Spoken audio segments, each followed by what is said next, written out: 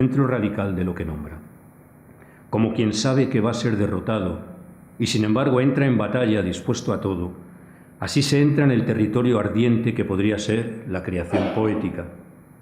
René Char dejó dicho que el poema es el amor cumplido de un deseo que sigue siendo deseo.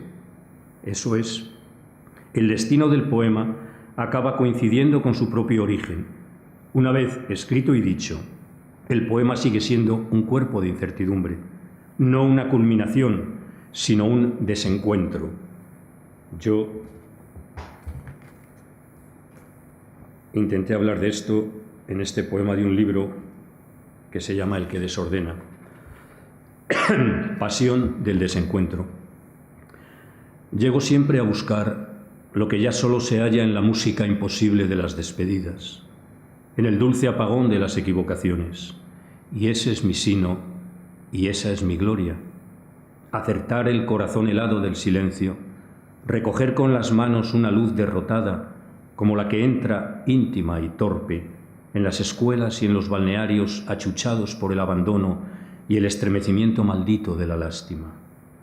Las horas, con su fábula y su norma de estructuras que solo dan fijeza, se llevan actos firmes y sólidos diversos, improbable materia de certeza.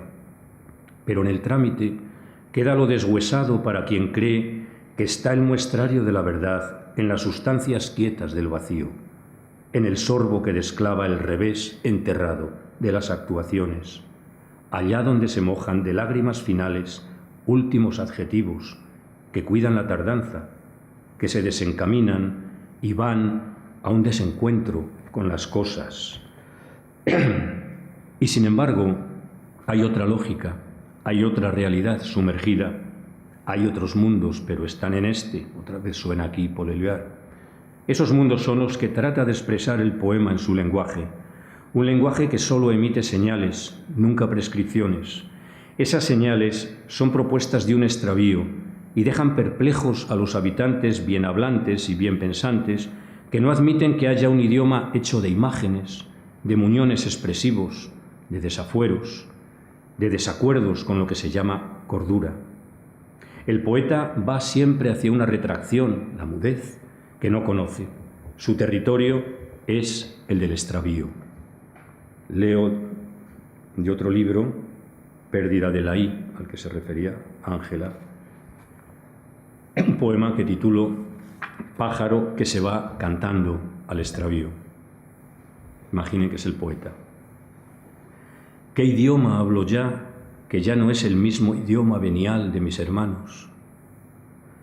Boca no domada por el interés, la mía, lengua cansada y gorda, y sílabas tan gachas que se van al extravío como esos animales pensativos, con el cuello partido por la desilusión. Hace tiempo que he iniciado un regreso y todo sabe a lo que sabe una campana solo agitada por las obstinaciones. Escribir nada más sobre insistencias, cucharadas perdidas, bocanadas de luz suelta que no acierto a encaminar. Una gramática del dolor. Antes otro era el fuego sin dueño de la vida, ahora voy hacia atrás, hacia la carne rosa y niña del alba, donde espera, y por fin, esa tarea que no sabe del uso, ni tiene cuentas pendientes con las comprobaciones. Manifestarse y basta. Un lenguaje de las afueras, eso es la poesía, palabra que viene de fora exitus, el que ha salido a vivir afuera, bajo una ley distinta de la del común. Platón tenía razón. Así que bien podría decirse que el poeta es un extralimitado, porque se maneja más allá de los límites previstos. José Ángel Valente lo acertó a decir así, porque nuestro es el exilio, no el reino.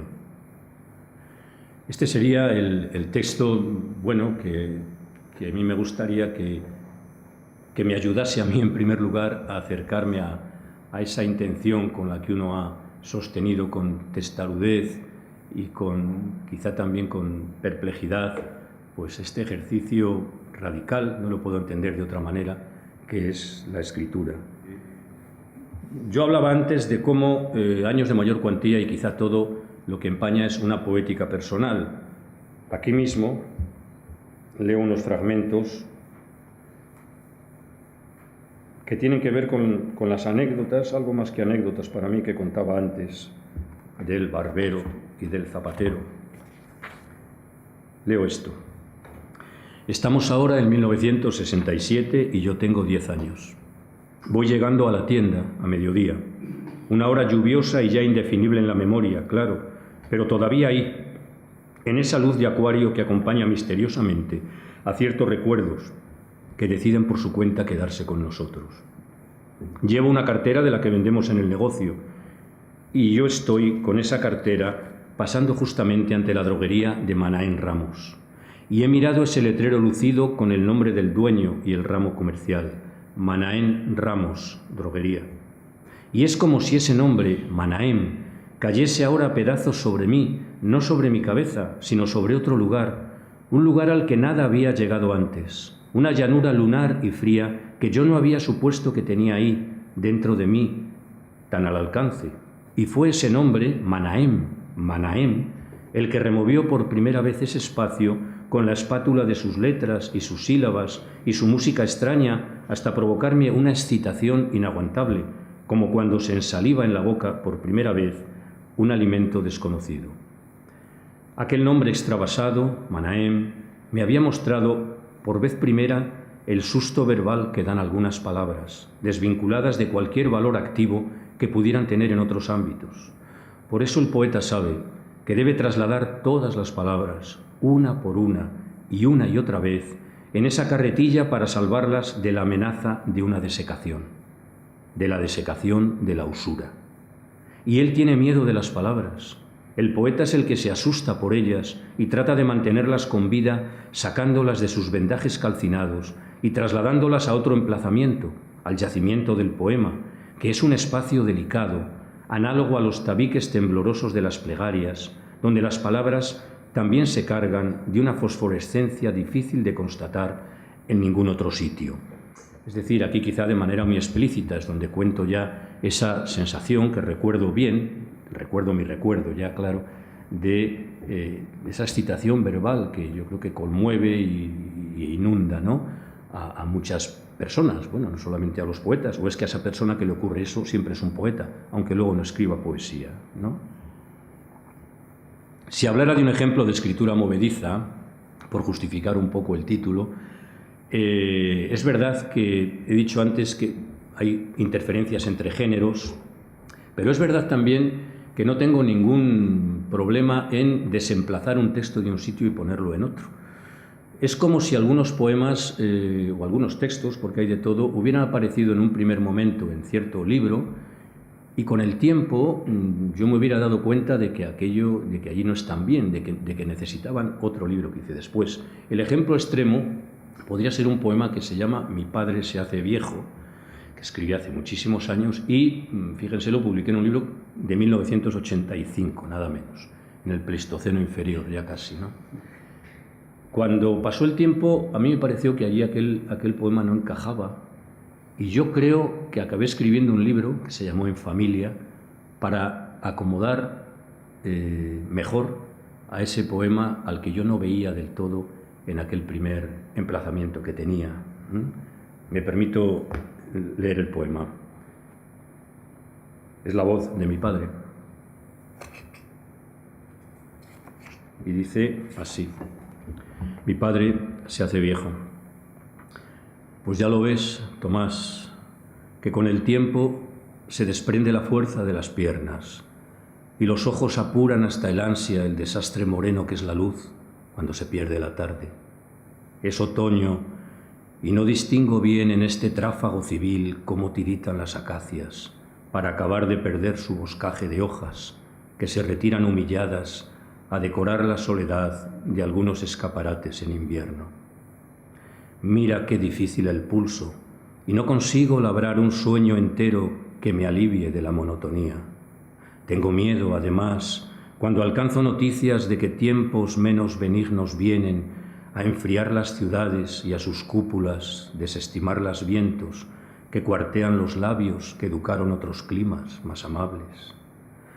Si vieras cómo tiemblo cuando me quedo a solas con la casa ahora, la casa chica donde hubo pasiones lentas, carne asustadiza, que enderezaba un invisible cáñamo debajo de las perchas, en el cuarto de los baúles oscuros, donde aún duran libros de inmortal tinta y olorosa escritura, como aquel Patres Príncipes.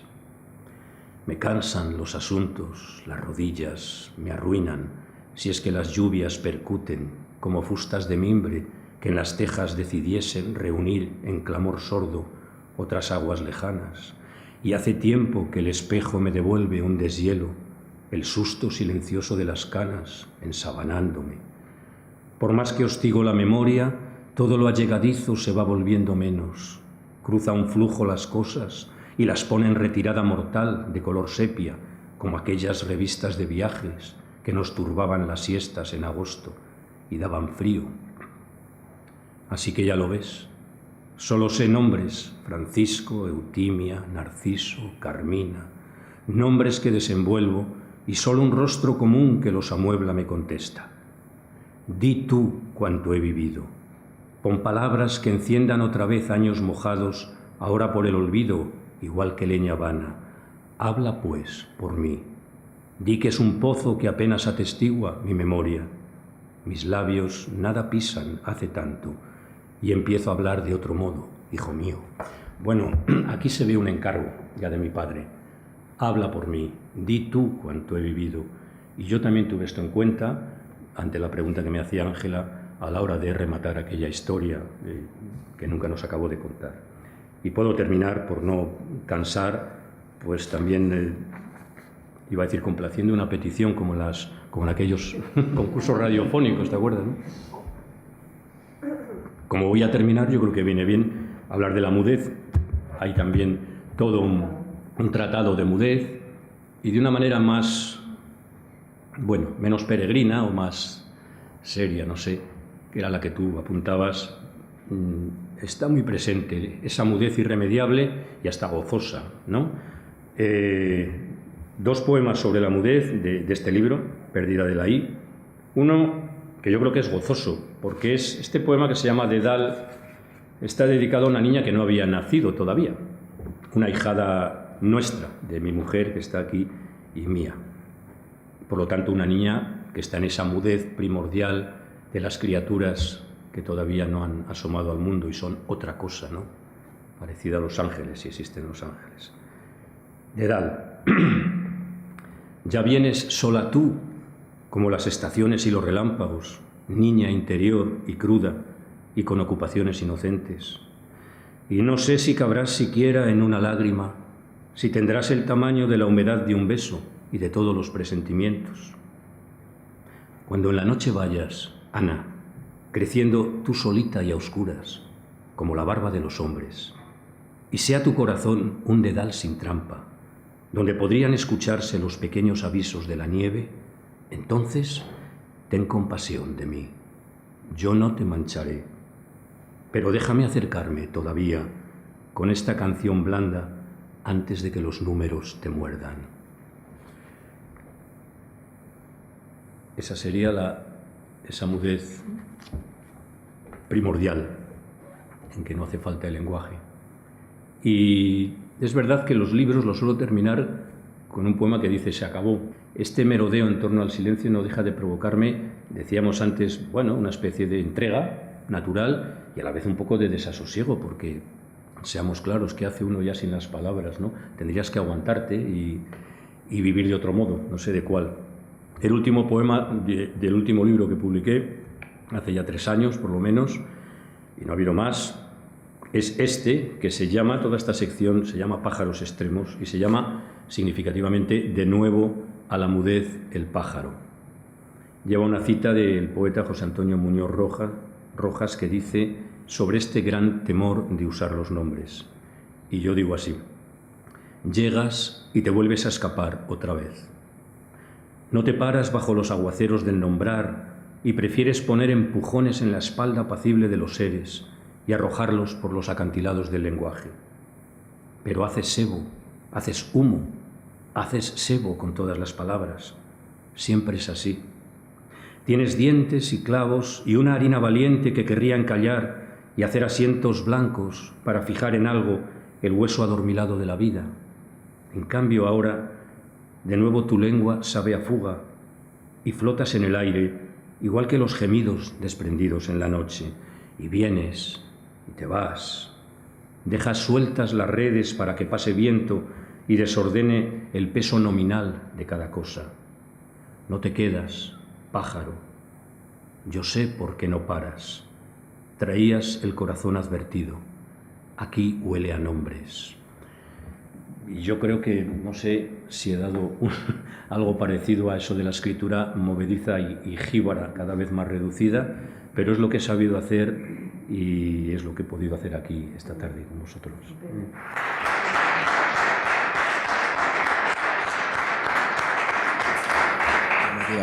Hacía mucho tiempo que no leías un poema de 600 páginas, que yo creo que es tu libro.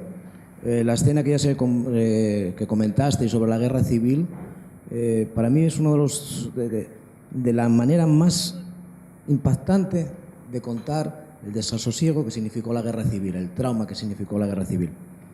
Yo llegué un poco tarde. Bueno, la pregunta que te quería hacer, aparte de felicitarte por el libro, me parece espléndido. No sé si se comentó, ¿eh? Las distintas partes que conforman el libro, algunas de ellas eran independientes o ya formaban parte de un todo en tu cabeza a la hora de escribir. Es decir, ¿lo escribiste todo a la vez o eran partes independientes que después fuiste hilvanando? No sé si lo comentaste. Sí, pero bueno, se lo repito rápidamente. Me preguntaban precisamente eso, si el libro había nacido con deliberación de ser una novela. Y yo contestaba que yo no me considero un novelista, en el sentido de voy a escribir no lo sé hacer, voy a escribir una novela. Entonces conté cómo el relato embrionario fue precisamente ese, un recuerdo que no tuve, que por eso se titula así, ¿no?, que es el episodio de mi padre. Y una vez que lo terminé, pues como me pareció que podía seguir dando cuenta de mí mismo, pero sin hacer una autobiografía exclusivamente mía, sino suponiendo que un libro es la vida de un hombre, como diría Ungaretti, ¿no?, en aquel libro suyo, y que por lo tanto yo suponía que podía contar cosas que a mí me habían ocurrido y que me habían conmocionado, conmovido, condicionado, no lo sé, exactamente igual que a cualquier otro ser humano, aunque las circunstancias hubieran sido distintas. Y ensayé de una manera tentacular, no lineal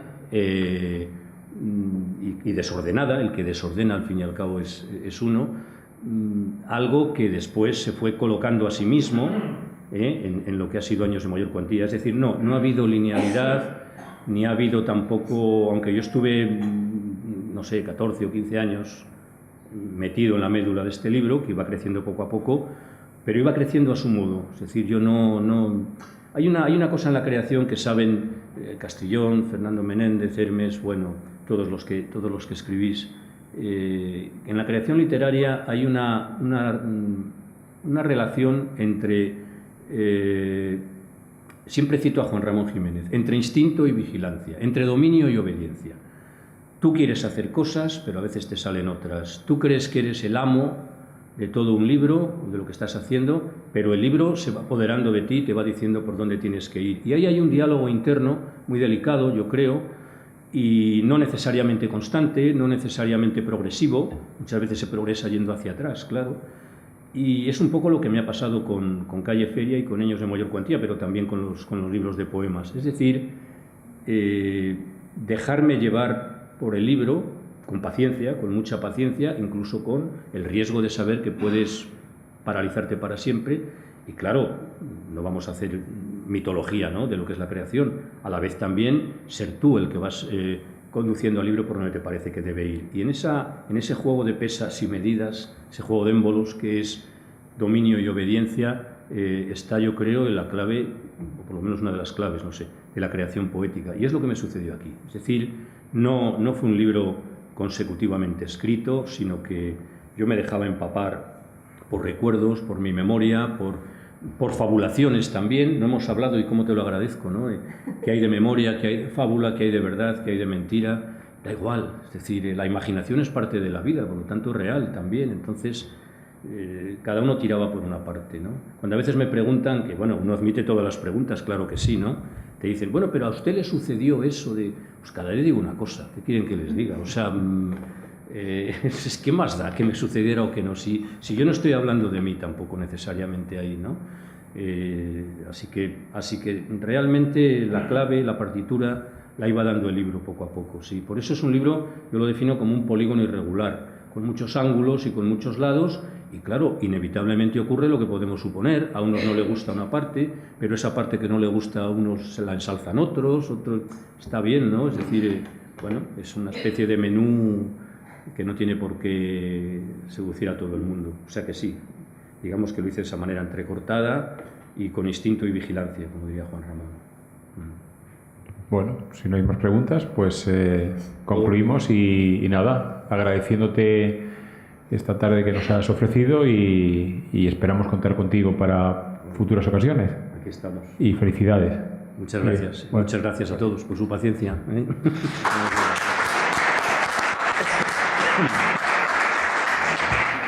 A todos aquellos que estén aquí, que no sean socios de Tribuna Ciudadana, pues animarles a que se hagan socios porque Tribuna necesita tener más socios y continuar esta aventura que empezó hace ya casi 40 años y que esperemos que continúe por muchos años, pero sobre todo con el apoyo de la gente. Entonces os animo a que entréis en Tribuna Ciudadana como socios, que os lo agradeceremos eternamente.